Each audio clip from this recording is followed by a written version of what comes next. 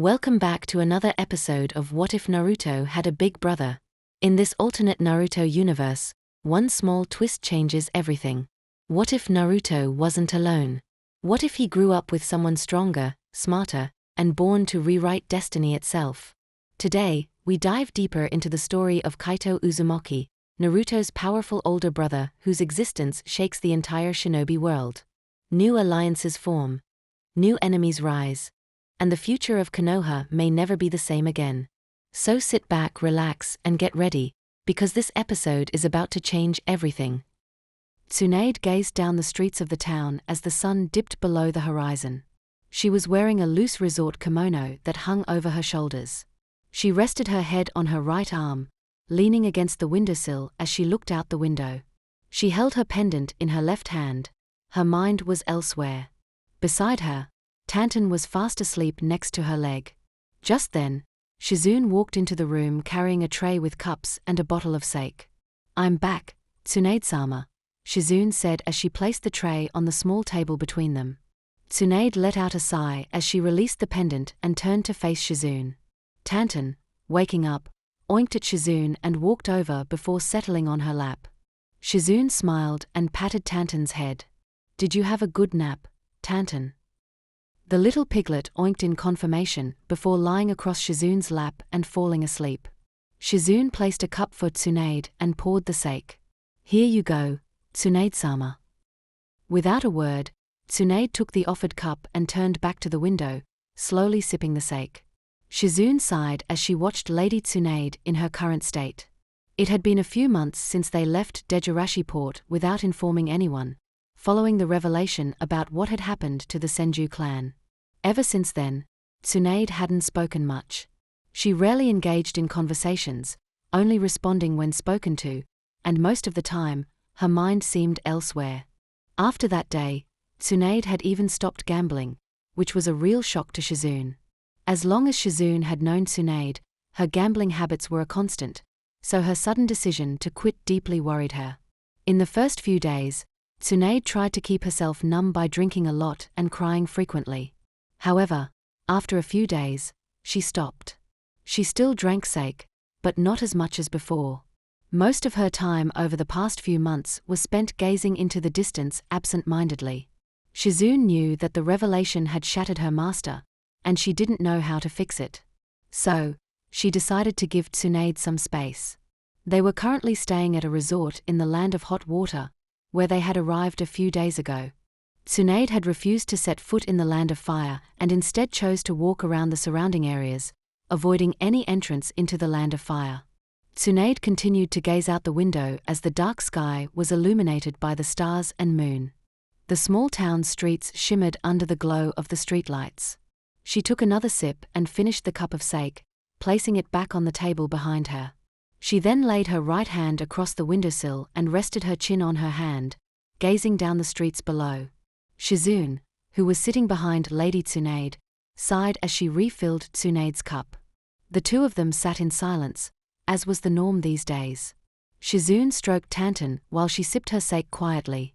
Their quiet night was suddenly interrupted by the unexpected arrival of Kaito, holding an unconscious Shisui and Itachi clinging to Kaito's shoulder. Kaito was crouched as he laid Shisui's body on the floor, and Itachi stood up. Kaito said, "Please, we need your help, Lady Tsunade, Shizune-san." Tsunade was the first to react, jumping back in shock at their sudden appearance. "What? How?" Shizune quickly jumped up and stood beside Tsunade, shocked by their sudden arrival.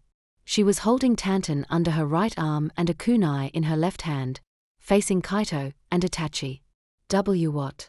Kaito," she stammered, both of their hearts pumping. Tantan in Shizune's arms squealed in fear at the sudden movement. Kaito interrupted them, looking at both Shizune and Tsunade. "We need your help. He's been poisoned," he said, gesturing to Shisui. Itachi added with a bow, "We are extremely sorry for intruding. Please forgive us, but we need your help." He bowed deeply. Tsunade's eyes widened as she saw Shisui. She took in Shisui's condition, and her body began to tremble. Her gaze lowered to the ground as she leaned against the wall, and slowly sliding down it into a fetal position while holding her pendant with both hands. Shizune lowered her weapon as she fully took in the scene in front of her. She placed Tantan down and said, "Quickly! Bring him over here," as she led them to the other side of the room. Kaito nodded and carried Shisui over to the spot, placing him in front of Shizune as he broke his gaze on Tsunade's form. Itachi followed them. Shizune asked, "I need to know what happened if I'm going to treat him," she said, looking at both Itachi and Kaito as she knelt down next to Shisui's body. Her hands began to glow green as she checked on Shisui. Kaito looked at Itachi, signaling him to explain. Itachi nodded and said, "He was attacked by Danzo-sama. Shisui informed me that Danzo-sama asked to meet him before today's clan meeting. Shisui was planning on casting a powerful genjutsu on the clan head to deter the coup d'etat. He informed the Hokage of this earlier today. Danzo attacked Shisui during their meeting for Shisui's eyes. He managed to escape them but was poisoned." Itachi explained everything he knew. Kaito had informed Itachi of the failed negotiations with Lady Tsunade, so telling them the whole truth wouldn't do much.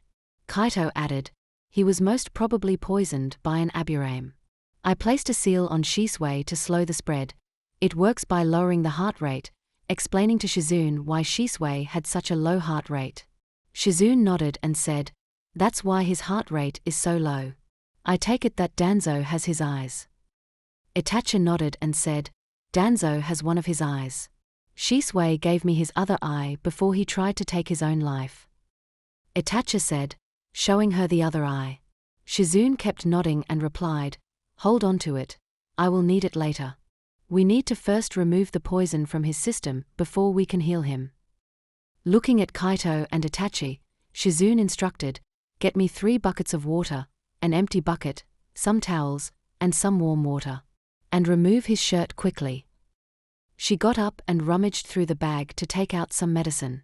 Kaito and Itachi nodded, and Kaito created 3 shadow clones to help Itachi and Shizune as they left the room in a hurry to find the items listed. A clone removed Shisui's jonin vest and shirt, getting him ready for Shizune. Meanwhile, the real Kaito was looking at Tsunade, who was sitting against the wall next to the window in a fetal position, holding her pendant, shivering, and crying. Kaito, looking at her, didn't know what to do. In the original timeline, she had snapped out of her hemophobia after being inspired by Naruto. Kaito didn't have the means to recreate the same situation for her to overcome it, so he had thought of a few ways to get rid of Tsunade's hemophobia. One way was to seal away the part of her memory that caused her hemophobia. Another solution could be Koto Amatsukami, the version used on Itachi's Edo Tensei during the Fourth Shinobi War, the one that took 10 years to cool down. However, using the second option would have revealed that he had knowledge of Shisui's Mangekyo Sharingan ability to both Shisui and Itachi, which would make them suspicious of him. Additionally, the first solution would likely drive Tsunade to murder Kaito. Kaito shook his head, knowing that it wasn't an option.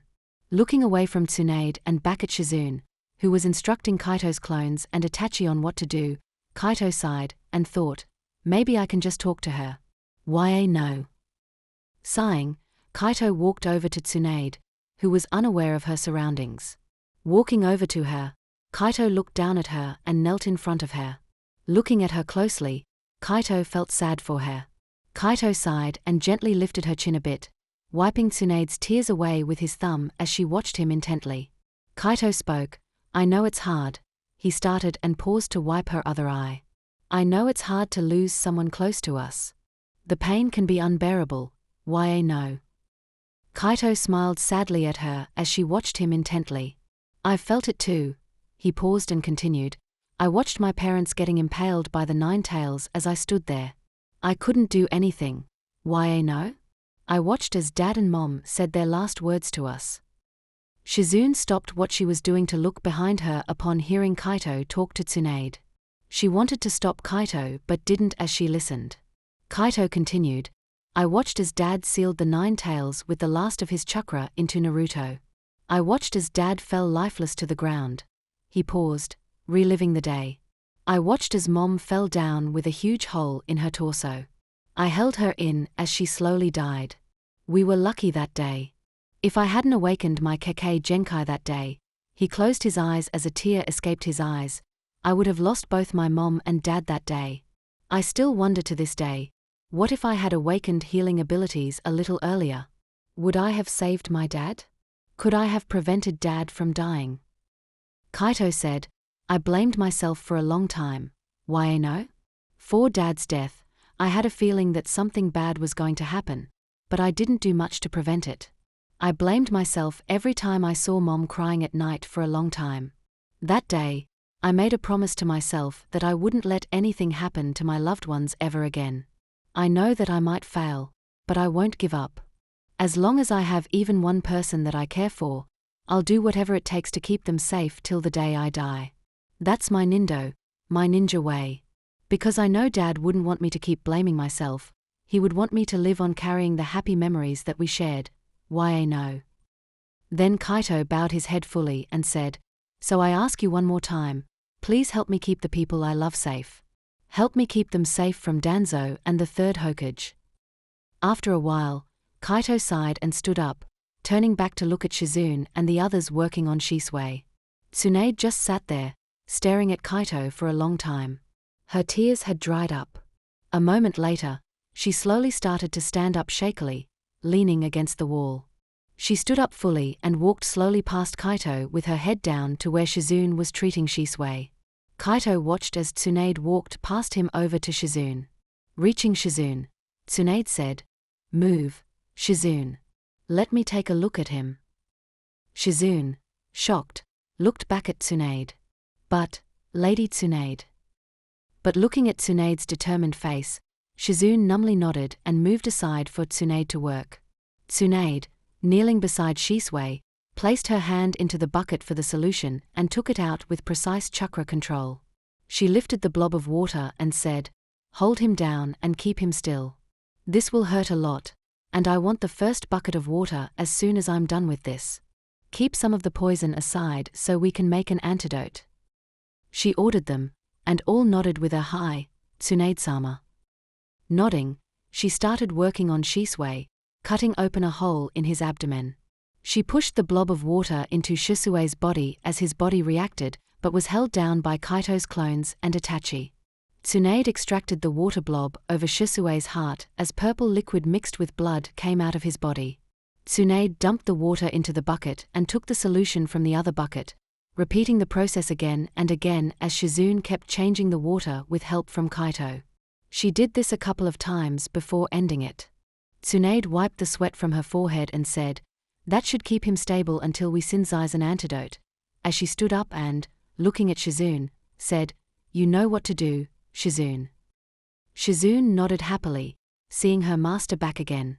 Hi, I will get right on it. Tsunade nodded, then walked back to the small coffee table, sat down, poured herself a cup of sake, and chugged it down before looking at Kaito and saying, Sit down, brat. We have a lot to discuss.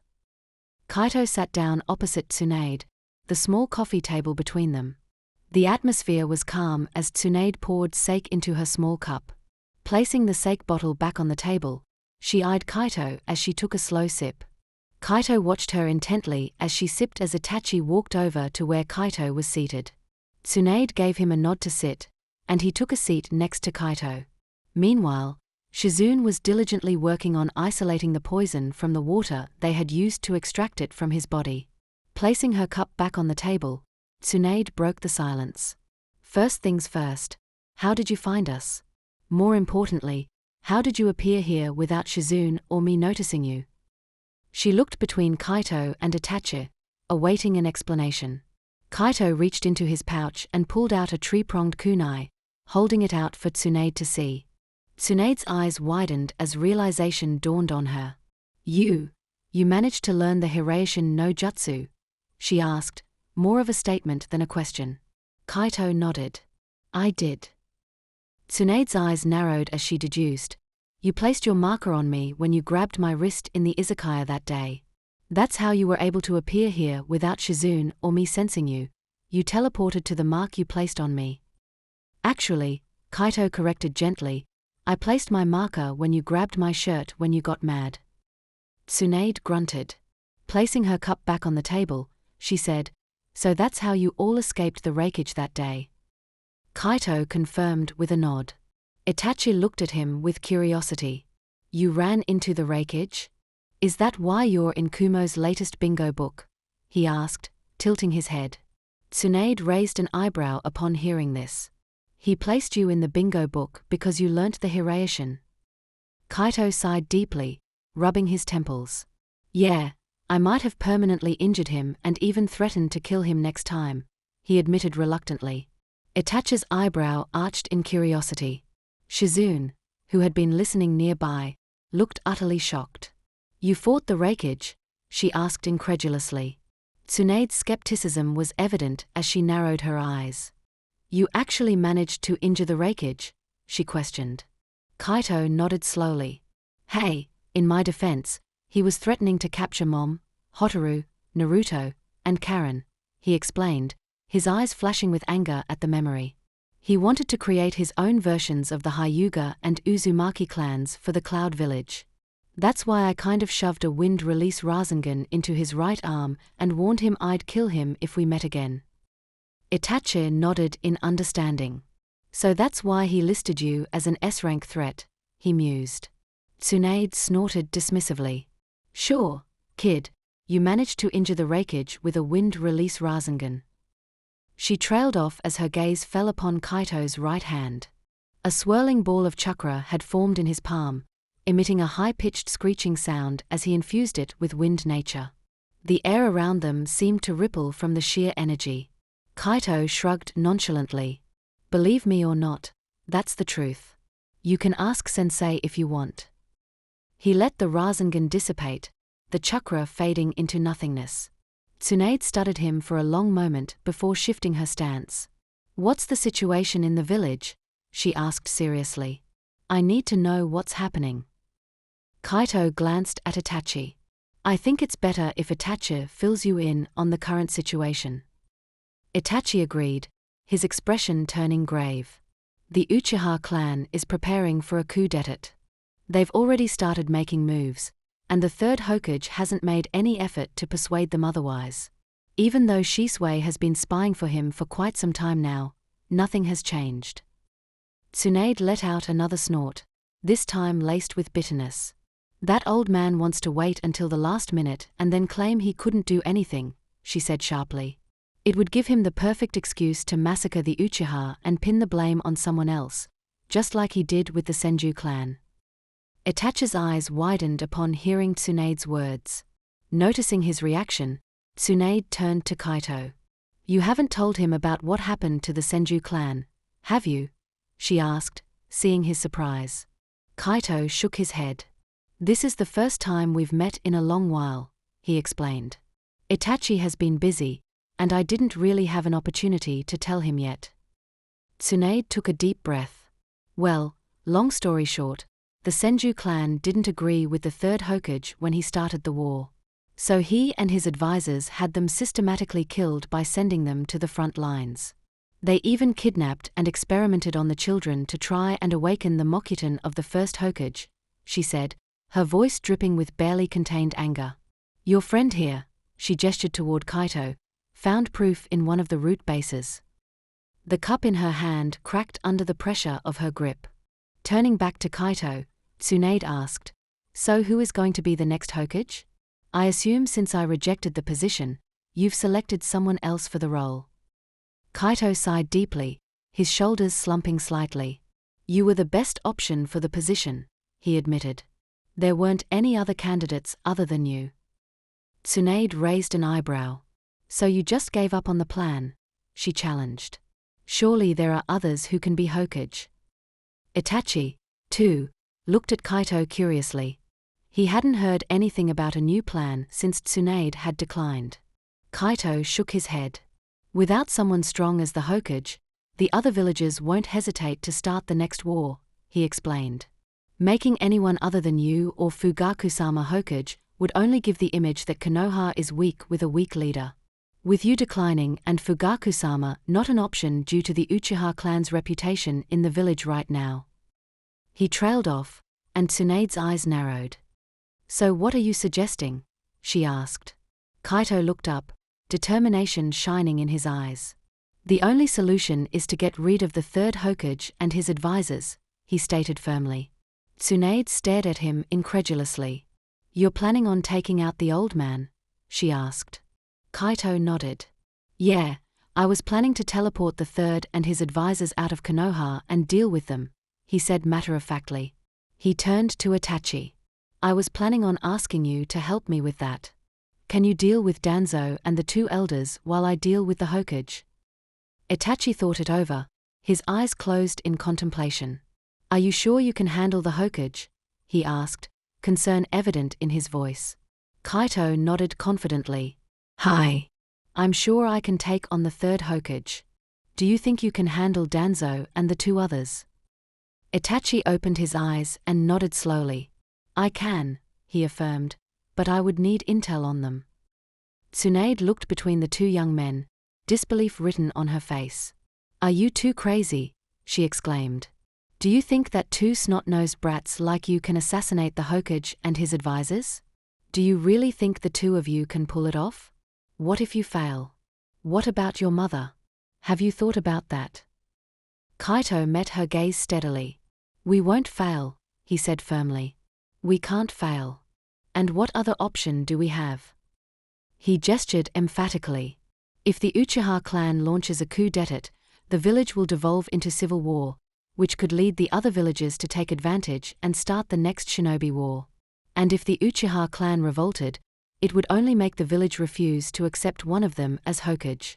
If the third and his old cronies decide to take action, they will kill off one of the founding clans and weaken Konoha considerably, possibly starting a war as well. The other option is to help the Uchiha clan with the coup, but that would just increase tension and allow the loyalists of the third to plan a coup as well. Making the third Hokage and his advisors disappear is the best solution with the least casualties. The room fell silent as his words hung heavily in the air. Tsunade studied Kaito's face, searching for any sign of doubt but found none. Itachi's expression was equally resolute. Finally, Tsunade sighed. You two are serious about this, she murmured. Shizune looked at both of them as if they were insane. You can't be serious, she interjected. Kaito shrugged, a hint of impatience in his posture. We can't just wait for the adults to do something when we know they won't do anything, he said pointedly, looking directly at Tsunade. Tsunade sat back, considering his words. Then if you manage to pull this off, who is going to be the fifth Hokage? She asked. Kaito replied without hesitation. Fugaku Uchiha is the best candidate. Without the third or the three idiots, it would be easier getting him elected as Hokage with Sensei's support. Tsunade looked deep in thought, her gaze fixed on the cracked cup in her hand. She bit her lip, weighing the options. Silence filled the room, tension thick in the air. Finally, Kaito stood up. Well, we should get going, he announced. Mom would be worried sick. I didn't tell her where I was going. Itachi also stood up, sensing the conversation had reached a stalemate. Kaito hesitated for a moment. Is it okay if she sway? He began, but was cut off when Tsunade spoke up. I will do it, she declared. Both Kaito paused and looked at Tsunade in surprise. Shizune, now standing beside Tsunade, looked at her with wide eyes. Lady Tsunade, she whispered. Kaito blinked, confusion evident on his face. Her? What? He asked. Tsunade looked up at Kaito, her eyes blazing with determination. I'll accept the position of fifth Hokage, she stated firmly. Kaito stared at her, momentarily speechless. This was the last thing he expected to hear. After gathering his thoughts, he finally asked, why? She raised an eyebrow, a hint of confusion crossing her face. What do you mean, why? You're the one who sought me out and asked me to take up the mantle, she replied, crossing her arms. I know, Kaito admitted, rubbing the back of his neck awkwardly. But you've been adamant about not wanting the position. You've made it clear that being Hokage isn't something you desire. So why the sudden change of heart? If it's just because of the current situation, don't feel pressured. Itachi and I can manage things for now. You've already been through so much. It's not solely your responsibility to fix all of Konoha's issues. Tsunade's expression softened as she listened to his concerns. She stood up from her seat and walked over to him, placing a gentle hand on his shoulder before playfully ruffling his hair. "You're a thoughtful kid, you know that," she said with a small smile. "It's true, I didn't want to become Hokage. Losing Dan and Nawaki, it broke something inside me.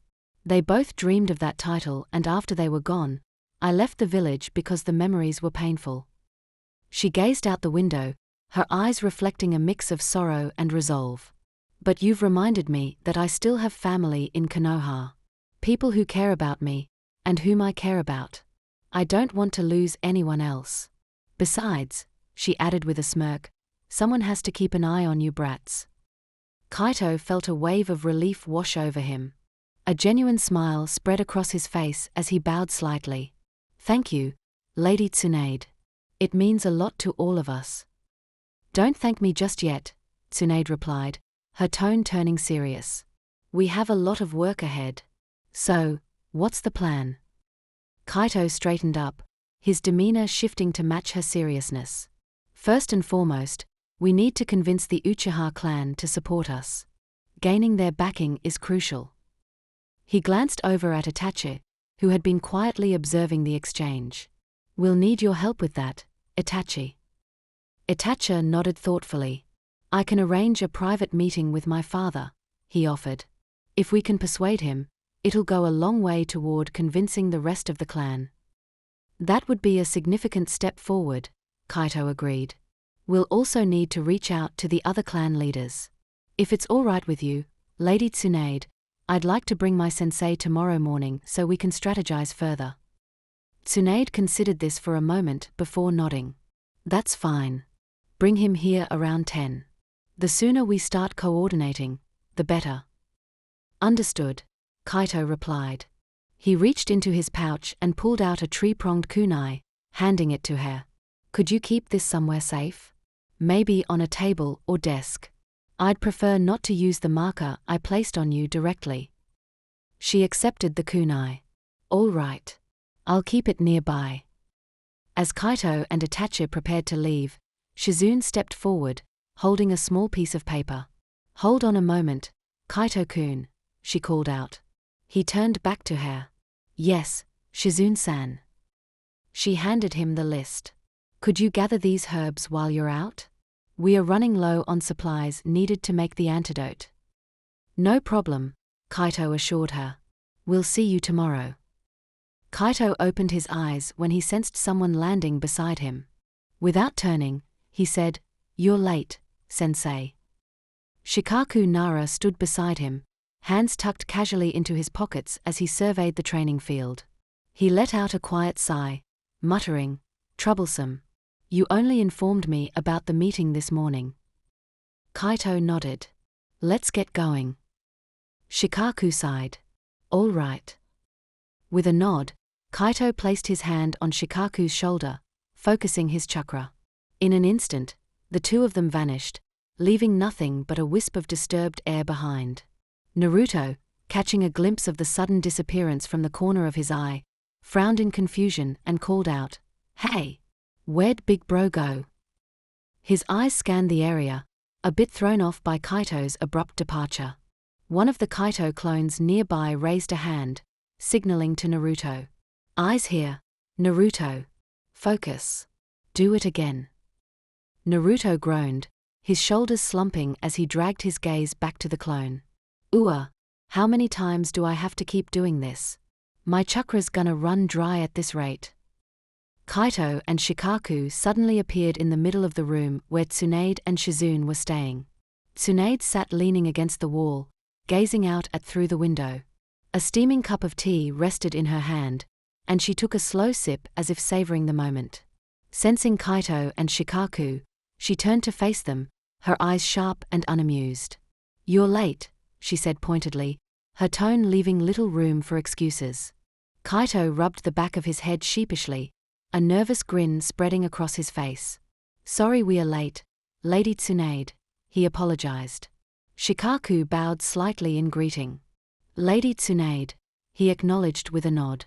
In all fairness, you didn't really give me a heads up earlier. I had to take care of some pressing matters before coming. Tsunade raised an eyebrow but gestured for them to sit opposite her at the low wooden table. Fine. Let's get on with it, she said, taking another sip of her tea. The sound of footsteps approached, and Shizune emerged from one of the adjoining rooms, a gentle smile on her face. Good to see you again, Shikaku-san, she said. Turning her attention to Kaito, she added, Kaito-kun, did you bring the herbs I asked for? Kaito nodded, reaching into his pouch to pull out a sealed scroll. I have them right here, he said, handing it over to her. Everything you requested should be inside. Excellent, Shizune replied, accepting the scroll gratefully. Just as she was about to turn away, Kaito reached back into his pack. There's one more thing. He retrieved a small container, a glass vessel filled with a clear liquid, inside which floated an eyeball. Kaito handed it to her carefully. It's Shisue's eye, he explained. Itachi gave it to me to give to you. We thought you might need it. Shizune accepted it carefully. Good. I'll start working on the antidote immediately. She gave them a small smile before heading off to her workspace. Shikaku's gaze followed her, his eyes narrowing when he realized what Kaito had handed over. Turning back to Kaito, he gave him a stern look that clearly said, Explain. Now. Kaito raised his hands defensively. Hey, don't look at me that way. Itachi and I saved Shisui from Danzo. Danzo was trying to take Shisue's eye and poisoned him. We had to bring him here to Tsunade-sama and Shizune for treatment. Shikaku's eyes widened slightly, a rare display of shock crossing his usually composed features. Danzo attacked Shisui, he repeated as if trying to process the information.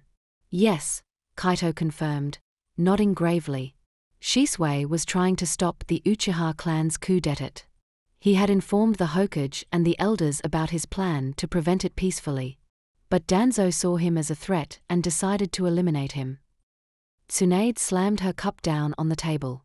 That damn Danzo, she muttered angrily. Always meddling where he shouldn't. He's jeopardizing the entire village. Shikaku rubbed his chin thoughtfully, his expression growing more serious by the moment. So the Uchiha clan has decided on a coup, then? He asked, though it seemed he already suspected as much. Shikaku closed his eyes and said, Then we don't have much time to waste. He looked directly at Tsunade. Tsunade nodded, mirroring his intensity. Exactly. That's why you're both here, to hammer out a concrete plan. I presume you've been thinking about our next steps.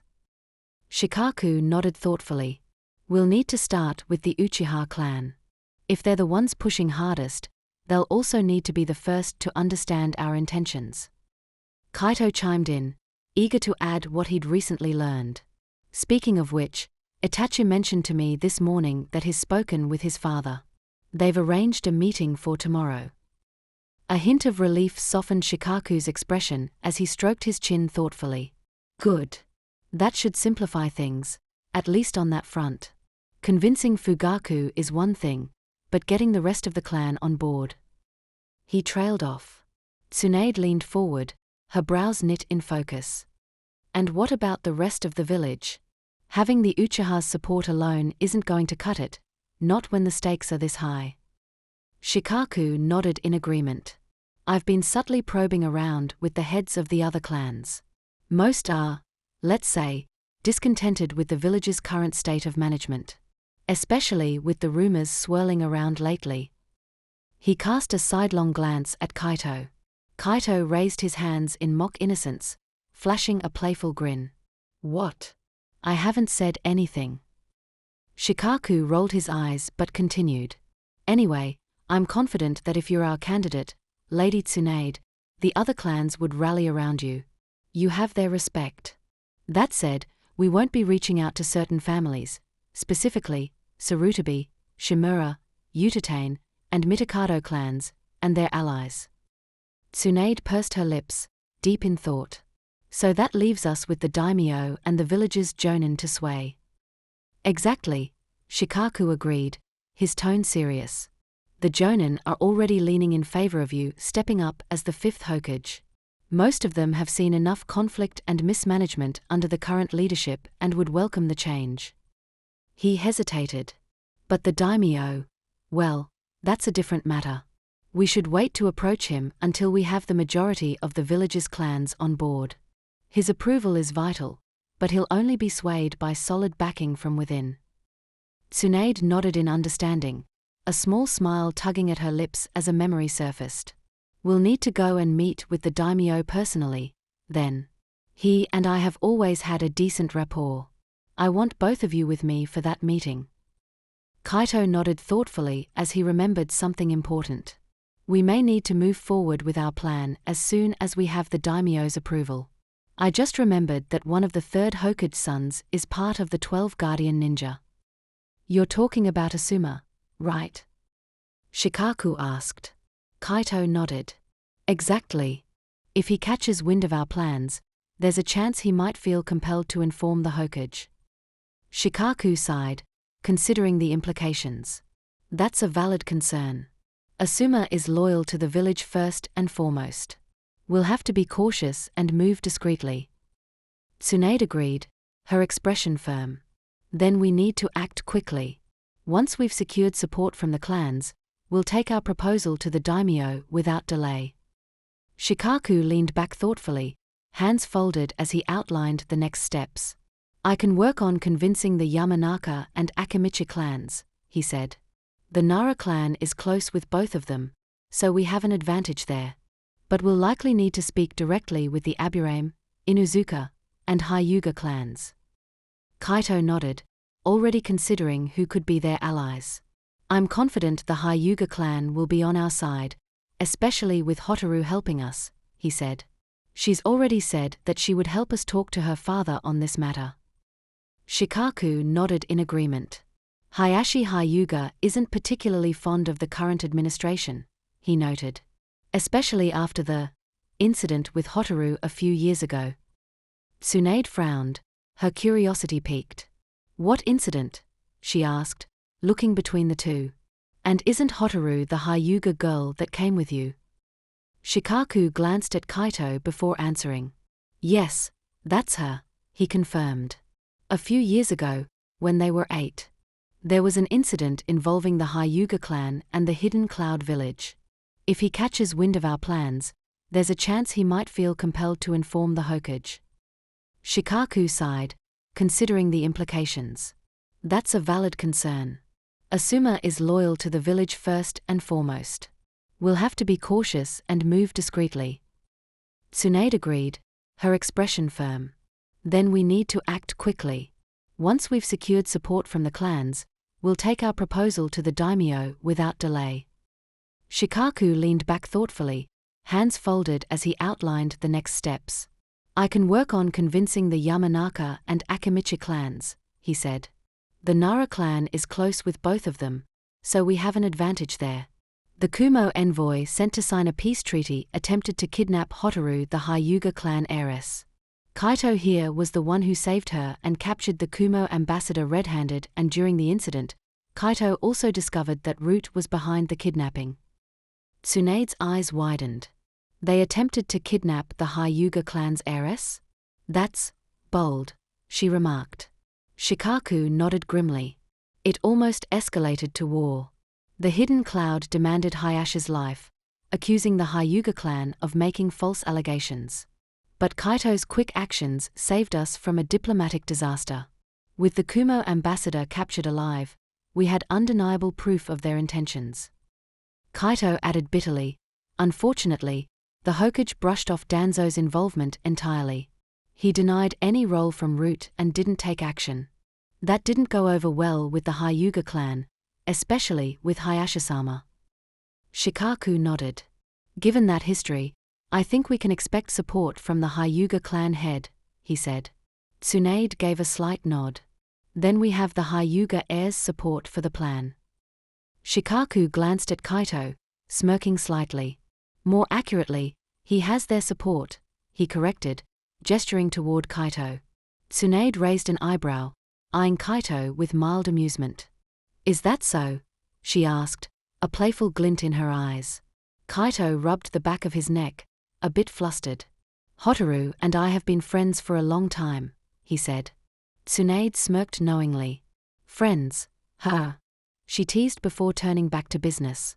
What about the Aburame and Inuzuka clan? Kaito brightened. Mom is close friends with their clan head, he explained.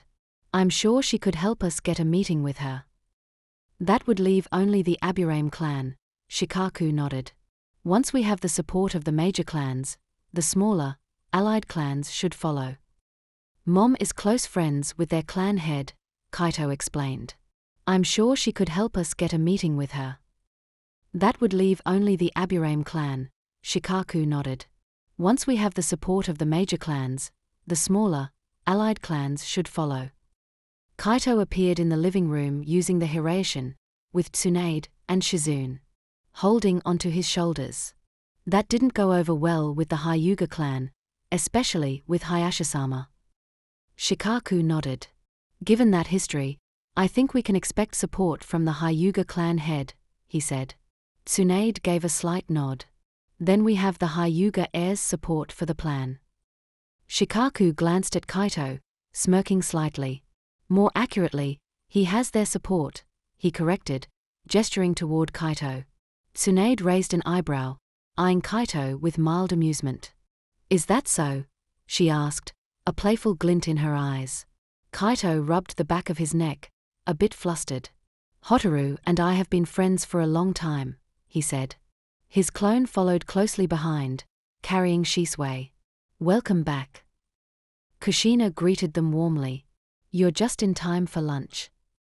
Tsunade stepped forward and embraced Kushina. I'm sorry I left so abruptly the last time we met, she said softly. Kushina returned the hug with a smile. It's okay. I'm just glad you're all right, Tsunade. It was a lot to take in. Kaito's clone spoke up. I'll take Shisui to one of the guest rooms. Turning to look at Shisui, concern filled Kushina's eyes. Oh my, what happened to Shisui-kun? Is he all right?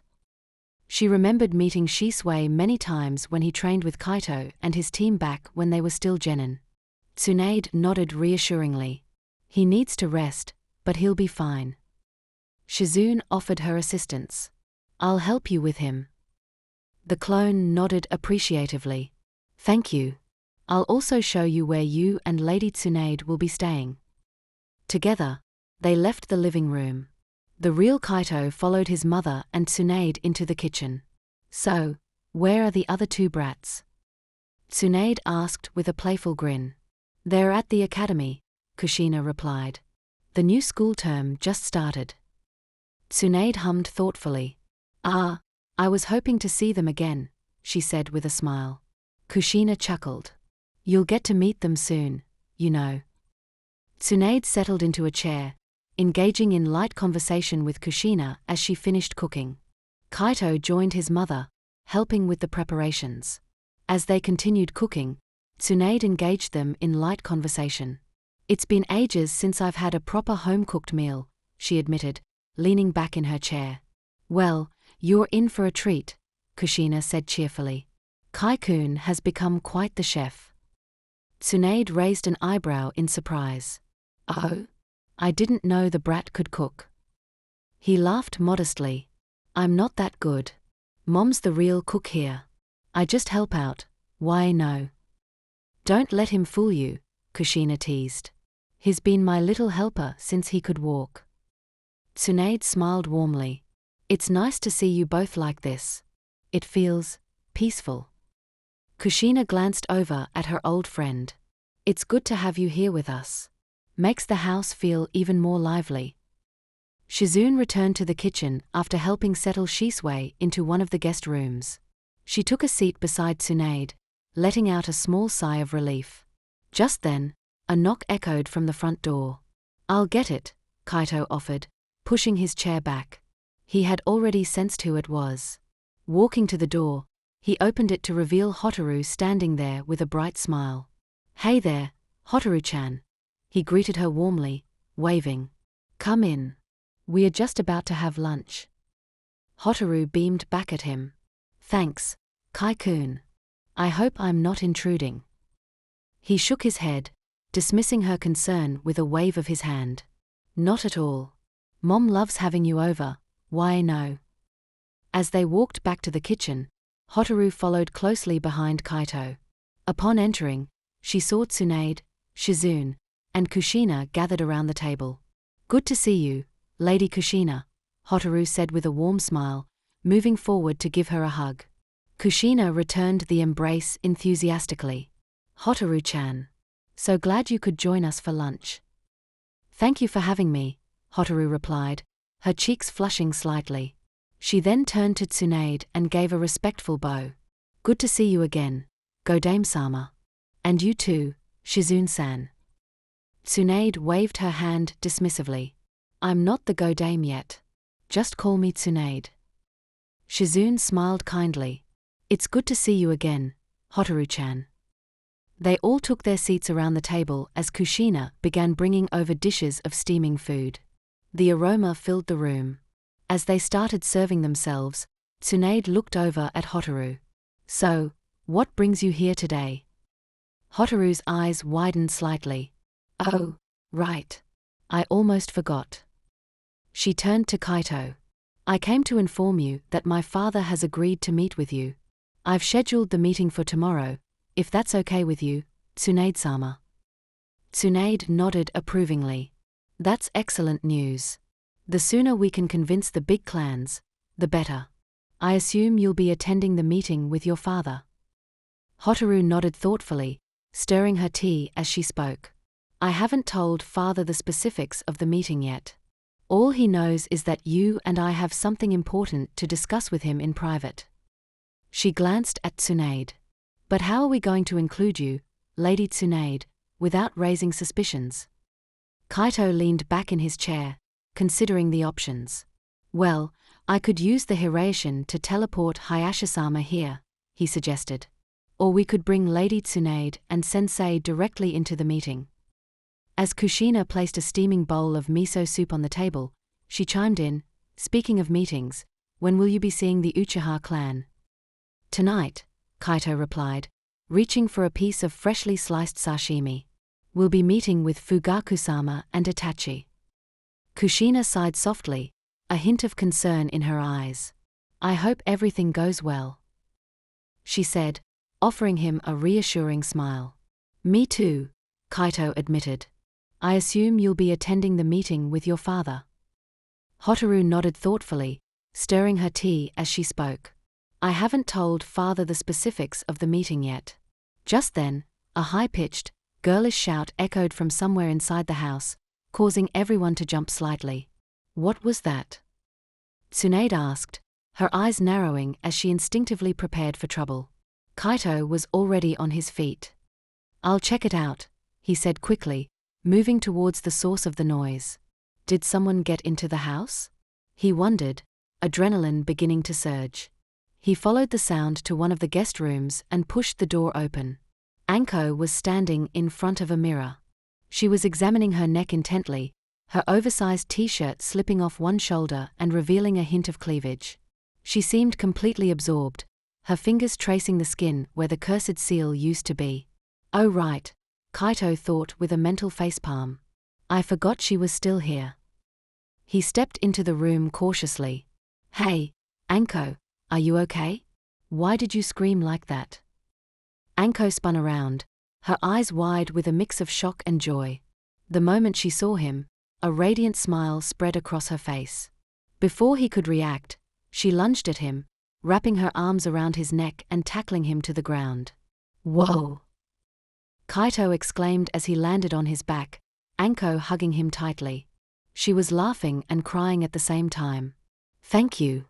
Thank you so much, she kept repeating, planting kisses all over his cheek. Hey, get off me, he protested, his face turning crimson as he tried to push her away. Tsunade appeared in the doorway, arms crossed and a smirk playing on her lips. Well, she teased. Looks like you are quite the ladies' man, a brat. He finally managed to sit up, gently pushing Anko off him. What was that for? He asked, rubbing his cheek where her kisses had landed. Kushina and Shizune arrived just then, concern etched on their faces. Is everything all right? Kushina asked. Anko wiped her eyes, her smile never fading. The seal, it's gone, she said breathlessly. I'm free. Kaito blinked in surprise. Huh? Of course, the seal is gone. Didn't I tell you I could remove it? Kaito stood up, dusting himself off. As he did, he felt a sudden chill. Turning slowly, he saw Hotaru standing a few feet away, her Byakugan activated. She was staring at Anko intently before her gaze shifted to him. Hotaru, he began nervously. Why do you have your Byakugan active? She raised an eyebrow, her expression unreadable. Just observing, she replied cryptically. A bead of sweat trickled down Kaito's temple. Observing what, exactly? She held his gaze for a moment longer before her face morphed into a creepy smile. Making sure everything is as it should be. He gulped and nodded quickly. Right. Of course. Hotaru stepped closer and patted him lightly on the head. Good, you understand, she said, with the same smile. Shizune giggled behind her hand. You two are adorable. Tsunade chuckled as well. Seems like Kaito has his hands full. Meanwhile, Kushina was gently helping Anko calm down. Are you okay? She asked softly, concern evident in her eyes. Anko nodded, her voice barely above a whisper. I'm just so happy, she said, a tear rolling down her cheek. The seal is no longer on me. I feel free. Kushina smiled warmly. That's wonderful news. Come on, let's get you something to eat. You've been in a coma for the last few days. You must be starving. Anko wiped her eyes, a sheepish grin forming as her stomach grumbled loudly. I guess I could eat. Just then, Tsunade, who had been listening nearby, approached them with a curious expression. Wait a minute, she said. What seal? And why were you in a coma? Anko turned and was startled to see Tsunade standing there. Lady Tsunade, she exclaimed, eyes wide in surprise. Kaito stepped forward to explain. It's a cursed seal that Orochimaru placed on her, he said matter-of-factly. Tsunade's eyes narrowed. Orochimaru placed a cursed seal on you. She knelt down beside Anko, her hand glowing with medical chakra as she performed a diagnostic with the mystic palm jutsu. Hold still for a moment. As Tsunade assessed Anko's condition, Kaito continued, Anko was Orochimaru's student. When he defected from the village, he experimented on her with his cursed seal. Tsunade listened intently, her face serious. After a moment, she nodded. She's all right. There's no trace of foreign chakra in her body, she confirmed, offering Anko a reassuring smile. Anko let out a deep sigh of relief. Thank you, she whispered. Kaito added thoughtfully, the seal had a piece of Orochimaru's soul embedded in it. He was probably trying to find a way to become immortal. He rubbed his chin, almost speaking to himself. It's a good thing he doesn't know about the Byakugo no In. Tsunade looked up sharply. Why do you say that? She asked, her tone edged with curiosity. He met her gaze. It's just a theory, but I think both his cursed seal and the Byakugo no In are related, or at least derived from the same foundational seal, Kaito explained. Or perhaps they are stripped-down versions of another, more complex seal. Kaito suspected that if the Byakugo no In and the cursed seal were combined, they could potentially recreate something akin to the Karma seal. He shared his theory with Tsunade. If Orochimaru had found a way to combine the principles of his cursed seal with the Byakugo no In, he could have created a seal that allowed him to fully imprint his consciousness onto another person and take over their body entirely. Tsunade looked at him skeptically. And how do you know all this? Kaito shrugged. I don't know for sure, it's just a theory. Kushina chimed in with a cheerful tone. All right, that's enough intense talk for now. Let's go eat before lunch gets cold. She helped Anko to her feet. Anko accepted Kushina's help, flashing her a grateful smile. Thanks, Kushina-san. Fugaku stood silently in a secluded forest clearing with his eldest son, Itachi. The moon casts a dim light through the trees, giving the forest an ethereal glow. Shadows stretched across the frost-covered ground, adding a cold stillness to the quiet night. They were somewhere deep in the woods surrounding the hidden leaf, far from prying eyes. Fugaku leaned against a thick tree, arms folded, his gaze fixed on Itachi, who stood by his side, alert and scanning the area, waiting for whoever they had come to meet. With a sigh, Fugaku closed his eyes, letting out a slow breath. His thoughts drifted back to the events that had unfolded just 2 days prior, the very reason they now found themselves standing in the heart of the forest. Fugaku sat quietly in his study, eyes closed and arms crossed as he reflected on the recent clan meeting. Mikoto sat beside him, pouring him a cup of sake, her presence calm and reassuring. A single candle flickered, casting a soft, wavering light around the room.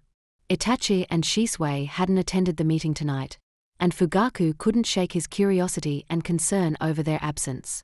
He sighed, picking up the cup and taking a slow sip. Itachi and Shisui weren't at the meeting tonight.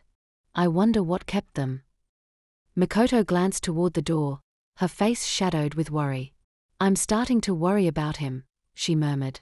Itachi's been so distant lately. Just then, a soft knock interrupted their thoughts. Father, mother, Itachi's voice sounded from the other side of the door. May I come in?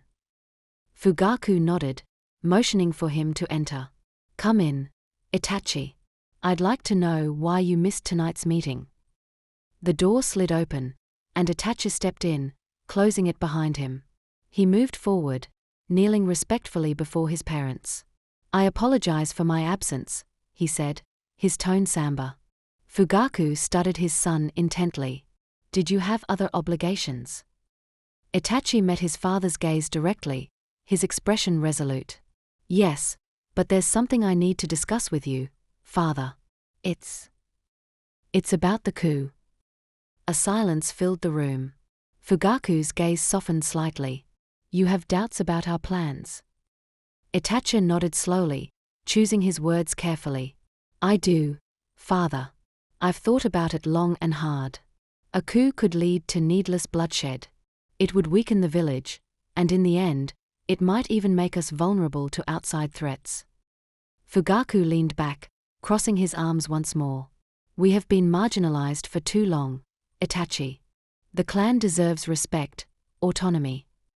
The clan is growing restless, he muttered, Fugaku's voice carrying the weight of their years of grievances. The pressure to act is mounting every day. Itachi listened, nodding earnestly.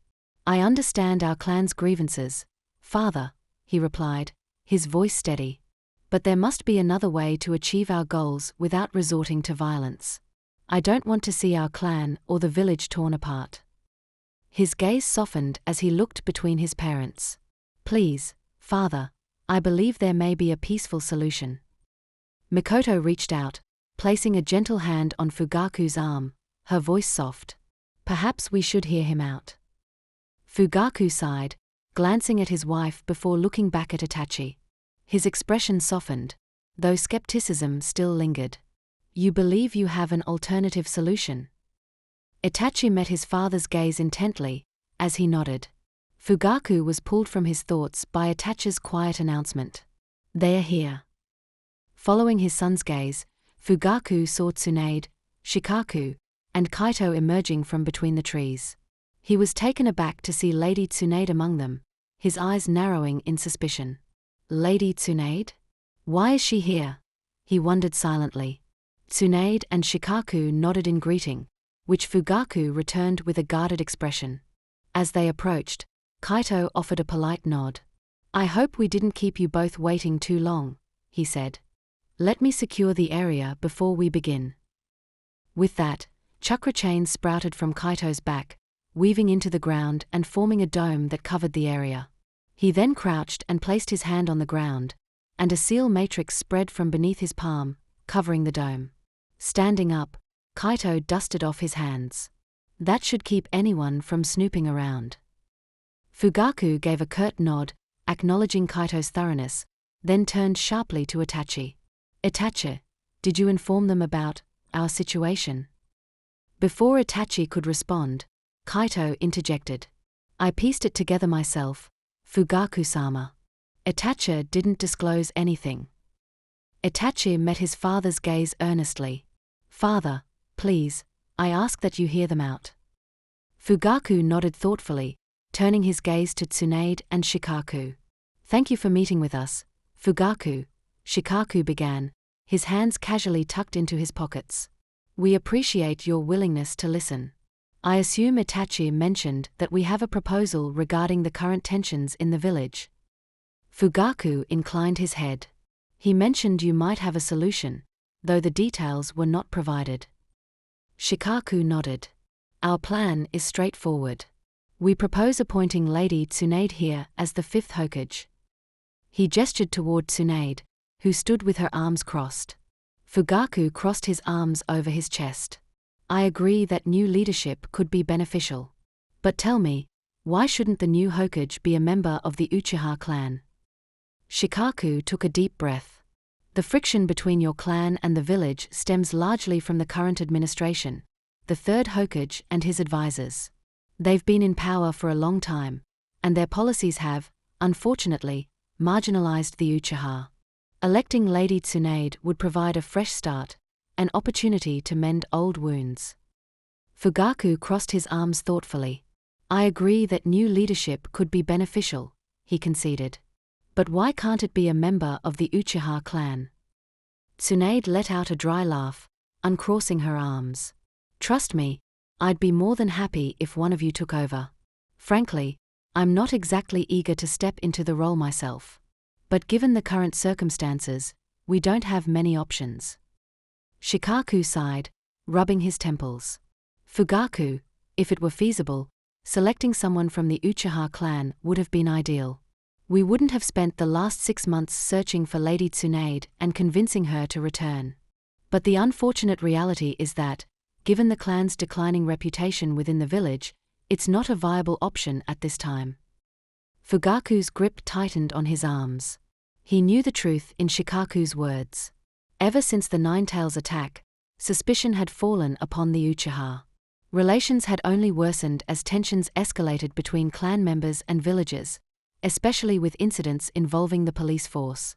Shikaku continued, You know very well that you'd need not only the village's approval but also that of the other clans, the Jonin Council, and the daimyo himself.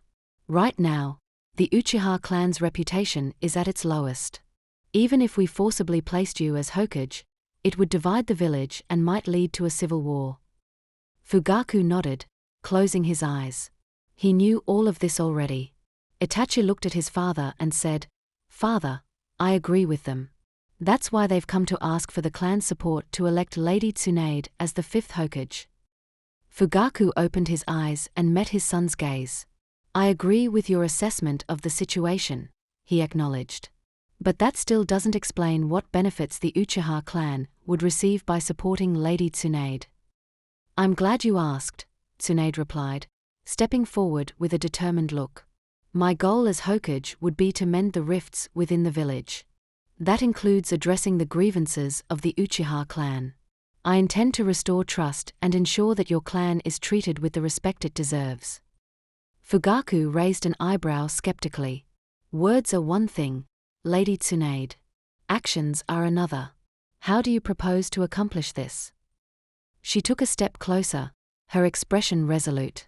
First, by integrating Uchiha members into key positions within the village administration, ANBU, the hospital, the torture and interrogation force, she explained. Your clan's talents have been underutilized, and I aim to change that. I would also like to take one of your clan members as my personal apprentice, Tsunade added. I want to train a few kunoichi as medical ninjas. Your clan has promising talent that shouldn't go to waste. She continued, in return, we ask that you open up the Uchiha police force to other clans and civilian ninjas. Fugaku began to say something, but Tsunade raised her hand to pause him. I know the police force was gifted to the Uchiha clan by my granduncle as a symbol of trust, she acknowledged. But you've likely noticed that it's become a double-edged sword. While it gives the clan a sense of honor, It's also become a source of disdain. Positions of authority often are. Opening up the police force would lessen that burden. Rest assured, the police force will still be under Uchiha's leadership. The only difference is that others will be allowed to join. This, combined with allowing your clan members to be part of other branches of Konoha's administration, will help them reintegrate into the village structure and feel less isolated. Shikaku nodded in agreement. The Uchiha clan will also no longer be isolated to a corner of the village. Your people will be free to live wherever they wish within Konoha. Fugaku closed his eyes, contemplating their words. I agree with your assessment of the situation and how you plan to help the clan reintegrate into the village, he said thoughtfully. But what guarantee is there that something like what happened after the Ninetails attack won't happen again? The Uchiha clan, along with the Senju clan, is one of the founding clans of Konoha. If the village could cast mistrust upon us and isolate us once, what guarantee can you give that such events won't repeat? Tsunade nodded thoughtfully. That's why we are proposing two options for you to consider, she began, her eyes meeting Fugaku's. The first choice is that I would officially announce an Uchiha as my successor. Alternatively, the Uchiha clan would be granted a permanent position within the Konoha government, the role that the police force should have been. Fugaku's eyes narrowed with curiosity and caution. Explain, he demanded. Shikaku stepped forward. The option is straightforward, he elaborated. Either Itachi or Shisui would become candidates for the position of 6th Hokage. Fugaku interrupted, a hint of sorrow in his voice. Shisui. I'm afraid Shisui has committed suicide.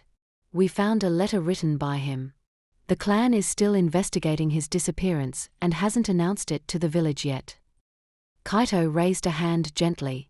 Fugaku-sama, Shisui is alive. He's currently at my house, recovering from his injuries. Fugaku's eyes widened in shock before narrowing with suspicion. Explain, he demanded. Itachi clarified. Father, Shisui was attacked by Danzo. Danzo was after his Sharingan and managed to take one of his eyes. Shisui escaped, but, fearing that the situation between the clan and the village would escalate, he attempted to end his own life. Thankfully, Kaito saved him, and we brought him to Lady Tsunade and her apprentice. They were able to heal him. Fugaku closed his eyes, his fists clenching tightly at his sides. Danzo, he muttered under his breath. Tsunade spoke firmly. Don't worry, Fugaku. Dealing with Danzo will be one of my first priorities as the 5th Hokage. He will be held accountable for his actions. That, I promise you. Fugaku exhaled slowly, attempting to steady himself. Opening his eyes, he bowed slightly. Thank you for saving Shisui, he said sincerely, gratitude evident in his tone. Shikaku resumed, clearing his throat gently.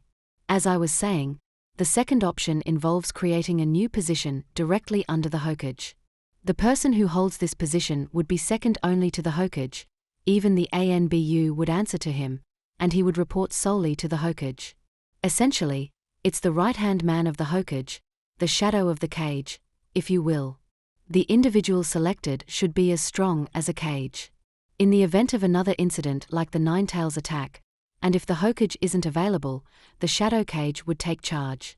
If something were to happen to the Hokage, like with the 4th Hokage when there was no successor lined up, the Shadow Cage would step in and lead until a suitable candidate is selected. Fugaku raised his left eyebrow, skeptically.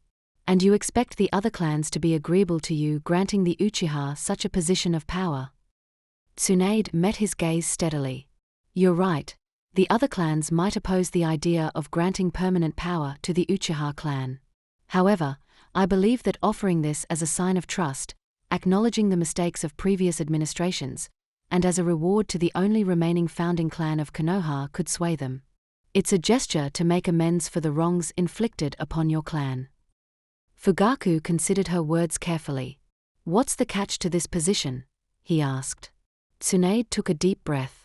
If the Uchiha select the second option, the clan would forfeit the right to be selected for the position of Hokage.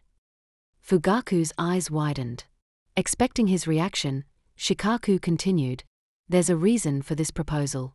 As you've already noticed, granting both positions to the Uchiha clan would create a significant power imbalance. It would give your clan too much influence and could lead us back into a situation similar to the one we are trying to resolve. Fugaku nodded slowly. He closed his eyes for a moment, deep in thought, weighing the options laid before him. After a contemplative silence, he opened his eyes and asked, "I understand your reasoning. But if we choose the second option, who would be your candidate for the 6th Hokage?" A sly smile spread across Tsunade's face. "Well, that's easy," she said, pointing directly at Kaito. "That brat over there." Kaito nearly stumbled in surprise, eyes wide. Me?" he exclaimed. "What are you talking about?" Tsunade chuckled softly. "Yes, you, brat. If it weren't for you, I wouldn't be here right now. You've shown great leadership qualities and took it upon yourself to help find a solution to the problems our village is facing." Shikaku nodded in agreement. "Lady Tsunade is right. You would be a good candidate for the position. You came up with the entire plan, convinced Lady Tsunade to return, and devised strategies to help reintegrate the Uchiha clan into the village. That's not something just anyone could do." Itachi, a rare smile tugging at the corners of his mouth. "I agree. Kaito would make an excellent Hokage." Kaito looked between them all, utterly flabbergasted. "But I. He stammered, searching for words. Tsunade shrugged nonchalantly. "It doesn't matter for now. It all depends on the decision the Uchiha clan is willing to make." An uneasy silence settled over the group as Fugaku fell deep into thought. After what felt like an eternity, Fugaku finally spoke. "Your proposition is very tempting," he admitted. "But I cannot make this decision alone. I will need to discuss this with the elders. However, I believe they will agree to support you as the 5th Hokage." Tsunade nodded understandingly. "I appreciate that you need to consult with your clan's elders. We would, however, appreciate an answer as soon as possible.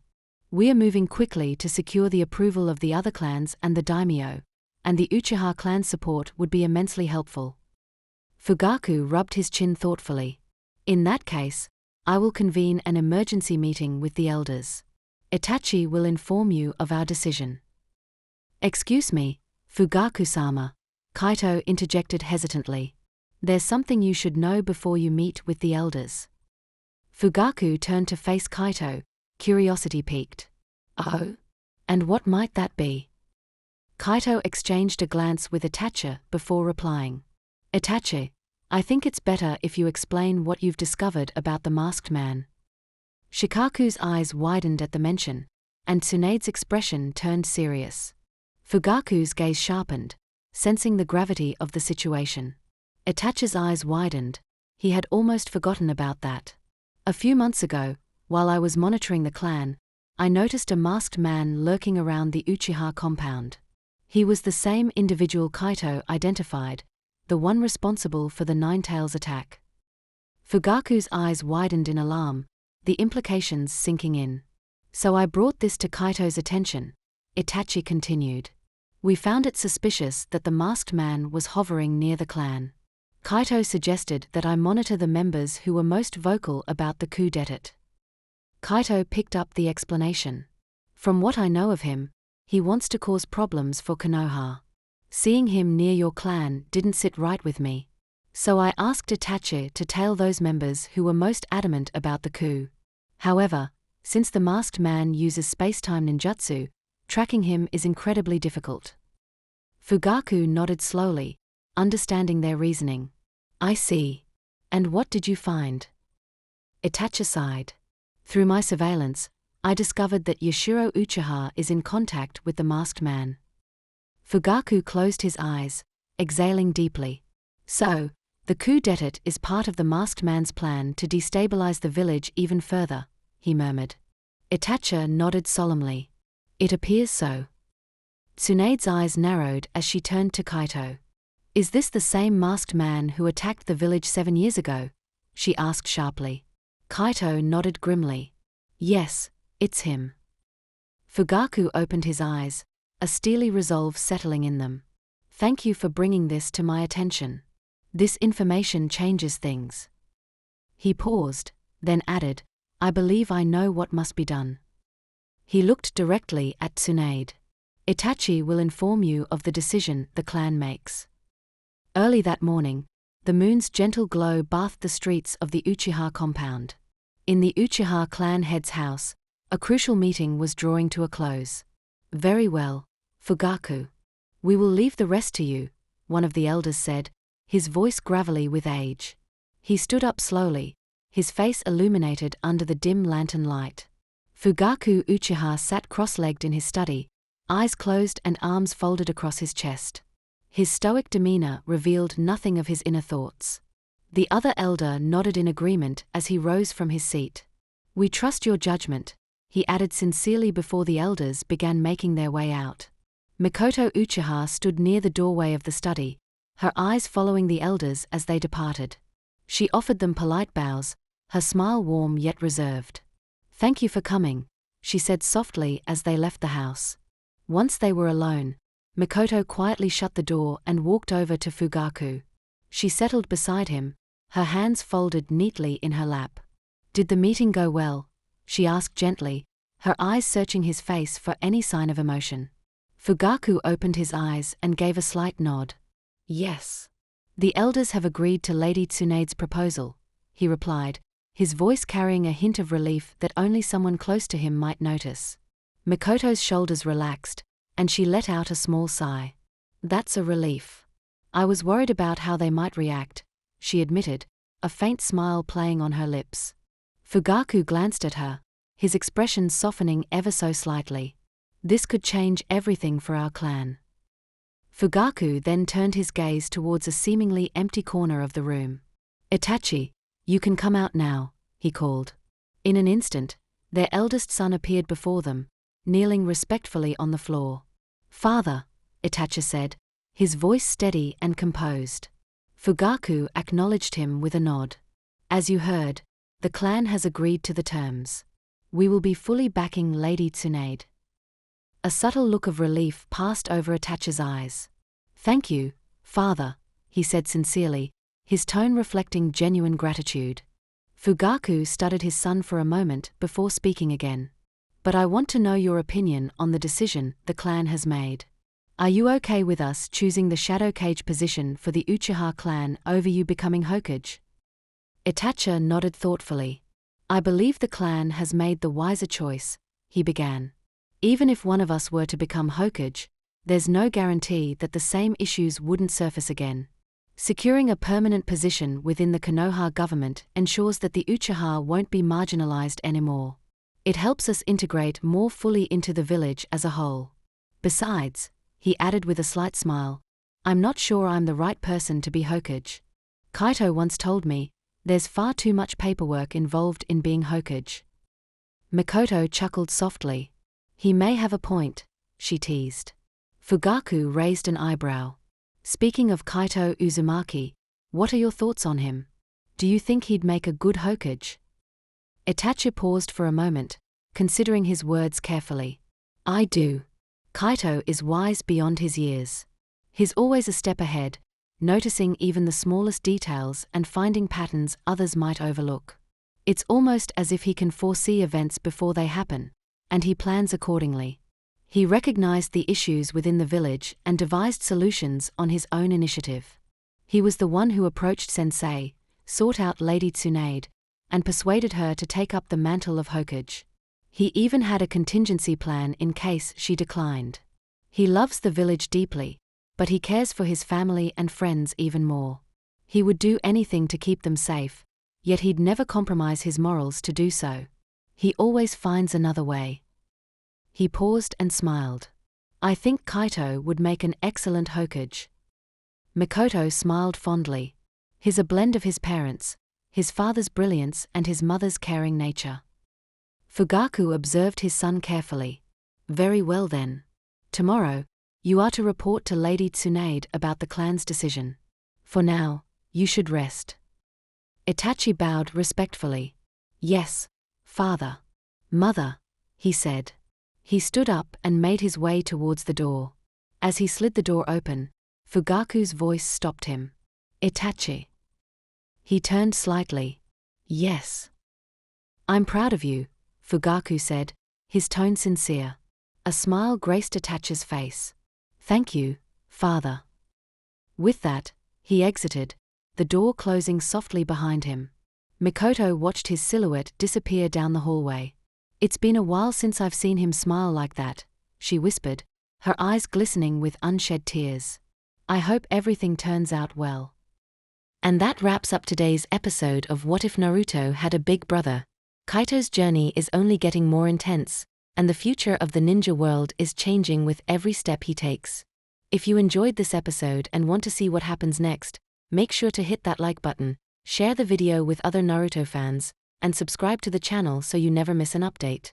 Drop your theories in the comments. I love reading them. See you in the next episode.